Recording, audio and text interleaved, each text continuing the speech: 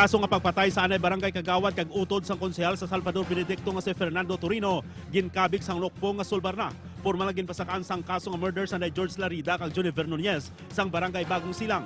Madumduman na gintiro patay ang biktima sa Agosto 15 sa barangay Kumaliskis. Gilayom niya nadakpan ang mga suspek sa checkpoint sa syudad sang San Carlos. Nagpakilala nga miyembro sang CAFGU nagpadala sa mensahe sa One Western Visayas na tuoy sa delayed kag kulang nga subsistence allowance. Gininyo sini nga mapadasig ang pag-release sang allowance sa mga miyembro sang CAFGU sa idalom sang 12 IB kag iban pa nga batalyon sa 3rd ID.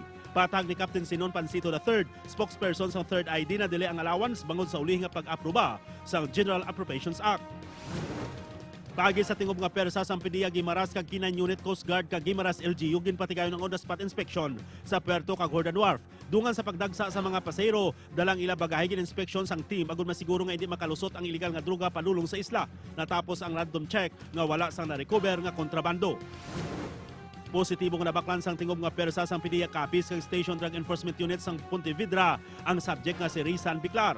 Ini matapos ginpatigayon ang drug bypass operation sa Ilawod Pontevedra Capiz. Nakuha sa subject ang 6 ka sachet sang shabu kag illegal drug paraphernalia. Nakasuha na si Biclar sa paglapas sang Comprehensive Dangerous Drugs Act.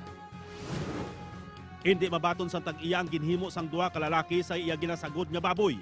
Pareho lang nga ginbaboy sang duha ka suspek ang iya hinuktanan sang nakita sini nga ila ginkastahan.